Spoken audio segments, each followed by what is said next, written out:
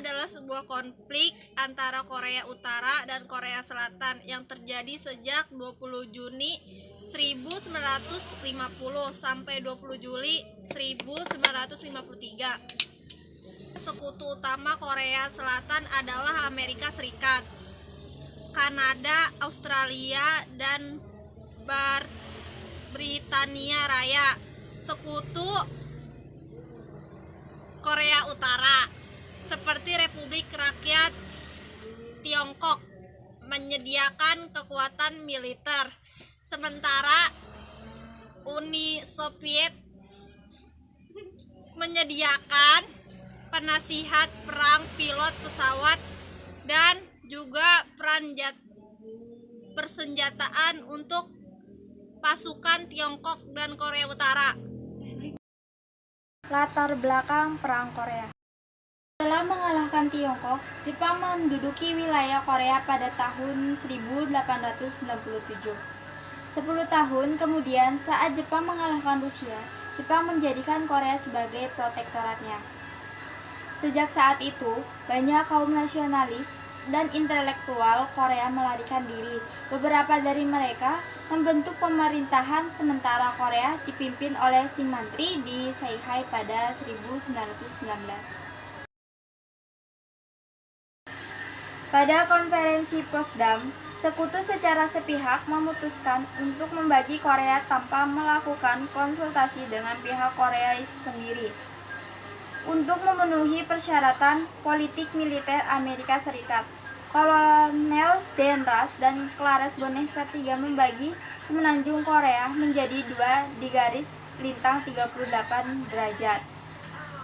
Bagian utara menjadi kekuasaan Uni Soviet, sedangkan bagian selatan menjadi kekuasaan Amerika. Kelompok sayap kanan yang dipimpin oleh nasionalis Simantri berpendapat bahwa setelah 35 tahun dikuasai pemerintahan Jepang, rakyat Korea menolak dipimpin pemerintahan asing lainnya untuk mendapatkan keuntungan dari memanasnya suhu politikan. Amerika membentuk pemerintahan sipil anti-komunis di Korea Selatan. Resultan pemerintahan anti-komunis Korea Selatan memilih Simantri sebagai presiden dan mendirikan Republik Korea Selatan pada 15 Agustus 1948.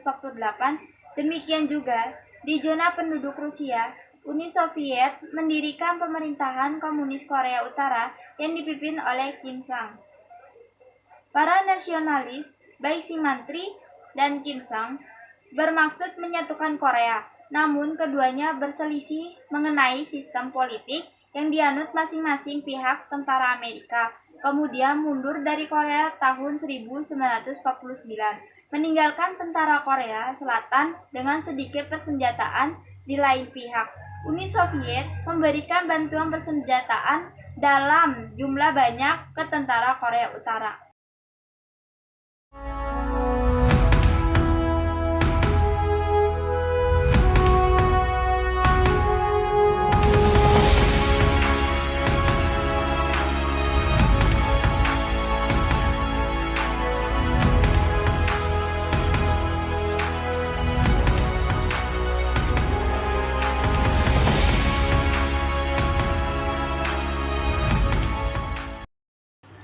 Jalannya Perang Korea.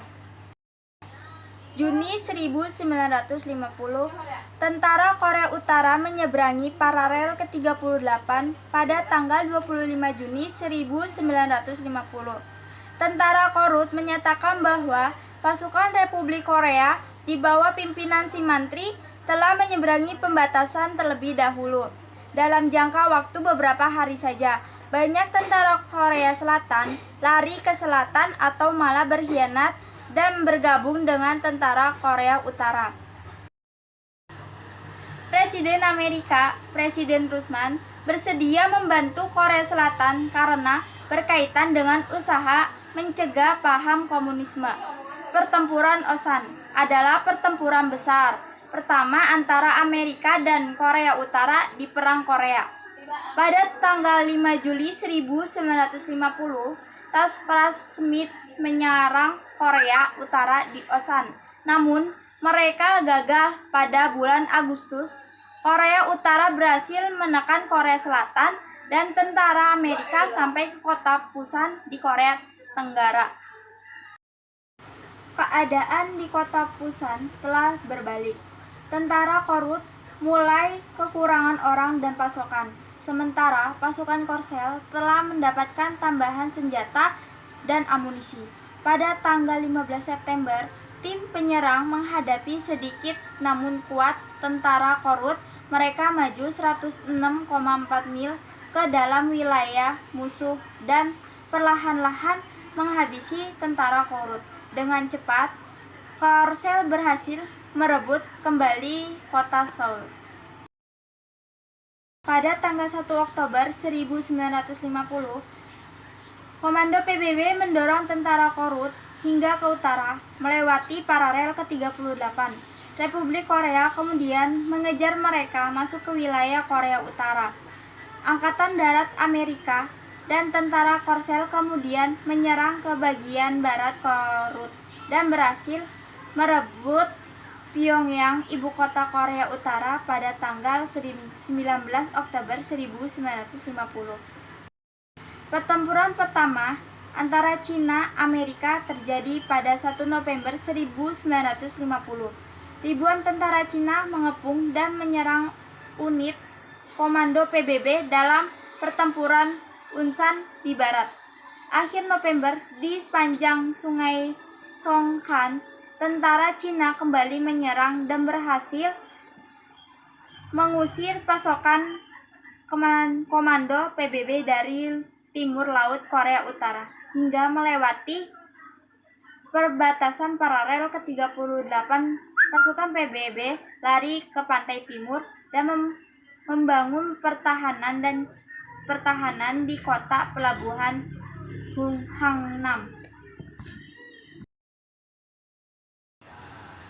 Pada bulan Januari 1951, tentara Tiongkok dan Korut melaksanakan penyerangan fase ketiga menggunakan taktik serangan malam di mana tentara PBB secara diam-diam mengepung. Kemudian secara tiba-tiba penyerangan itu juga didukung oleh bunyi-bunyi trompet dan gong dengan tujuan sebagai alat komunikasi kepada pasukan yang menyerang, sekaligus membuat pasukan musuh mengalami disorientasi secara mental.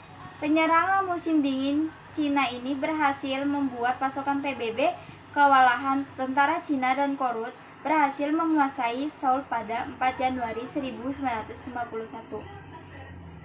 Pada 7 Maret 1951, Angkatan Bersenjata Amerika berhasil mengusir Tiongkok dan Korea Utara dari Seoul pada 14 Maret 1951.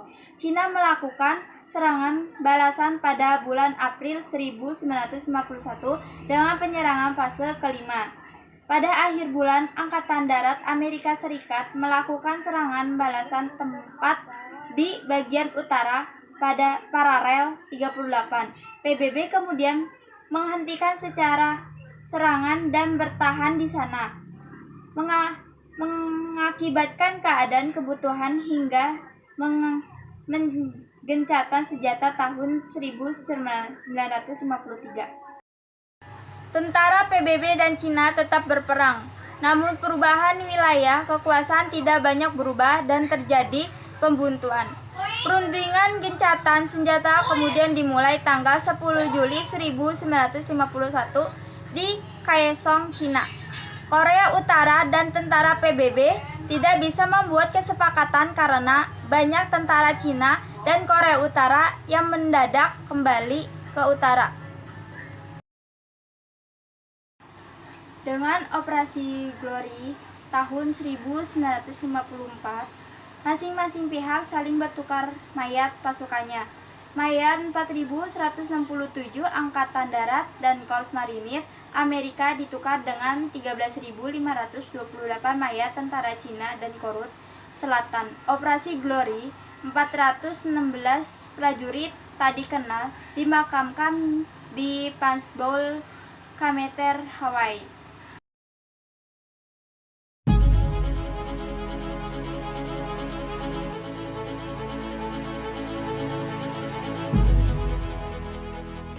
berakhirnya Perang Korea. Ini berakhir pada 20 Juli 1953 saat Amerika Serikat, Republik Rakyat Tiongkok, dan Korea Utara mendatangani persetujuan gencatan senjata. Presiden Korea Selatan Syngman Rhee menolak mendatangani namun berjanji menghormati kesepakatan gencatan senjata tersebut. Namun secara resmi perang ini belum berakhir sampai dengan saat ini.